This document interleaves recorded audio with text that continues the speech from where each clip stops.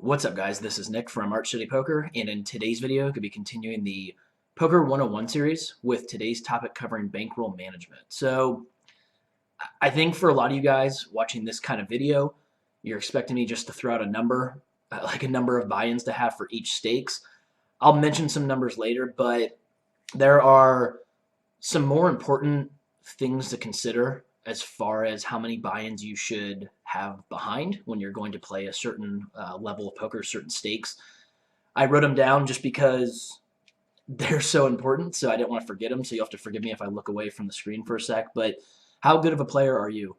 That's going to ultimately determine how many buy-ins you need behind. If you're way better than the player pool you're playing in, then you don't need as many buy-ins. There's not going to be as much variance or swings. You're going to be winning more often than the average player.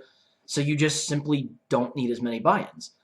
Now, something to keep in mind, though, is you need a true sample size. Don't go into your poker room, crush it for like 3 weeks, and then decide all of a sudden, you know what, I don't need as much money behind. You take some money out of your roll, you put it into something else, or you spend it, or do whatever you're going to do with it. But I would definitely try to get thousands and thousands of hands in. You're going to need months and months of live poker to really determine how much or how big of a winner you are in your player pool.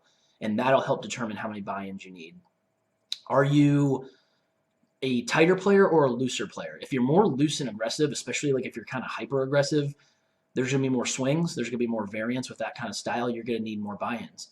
If you're a tighter player, if you even err on the side of passive, then you're just simply not going to need as many buy-ins because there's not going to be as many swings. You're going to kind of hover around like slightly winning or slightly losing. Sometimes you're not going to have those huge roller coaster sessions usually if you play a little bit tighter.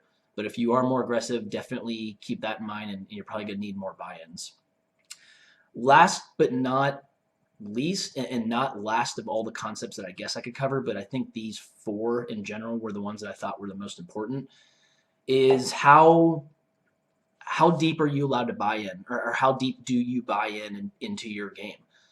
A lot of live rooms will allow you to buy in for over 100 big blinds. At 100 big blinds, like that's kind of standard. There's not going to be as many swings. But if you're allowed to buy in for 150 to 200 big blinds, if the game is allowing for more action and more swings, then you're obviously going to need more buy-ins, and there's going to be a little more variance there. So keep that all in mind when you're really trying to figure out, how many buy-ins you need as far as your bankroll management.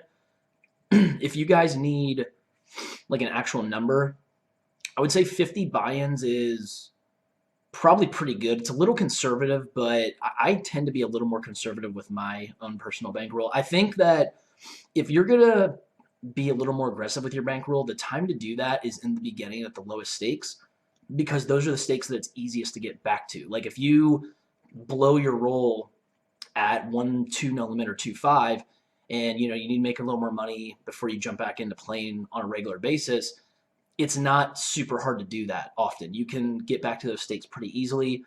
So, if you have like 50 buy-ins at a 1-2 game and you decide that you want to take a shot with 20 to 25 buy-ins at 2-5, I would say that's not a bad idea, and I think that's the time to do that. Whereas if you're a few levels higher than that and you're thinking about jumping into the next level with a shorter amount of buy-ins, that's where I'd be a little more cautious, because the players are going to be better. There's going to be more variance. There's going to be a much greater chance of you going broke than you would at those lower stakes. So definitely keep that in mind. Keep all those concepts in mind that I said. If you guys have any questions or comments on this video, as always, just let me know. Until next time, this is Nick from Arch City Poker. Take care.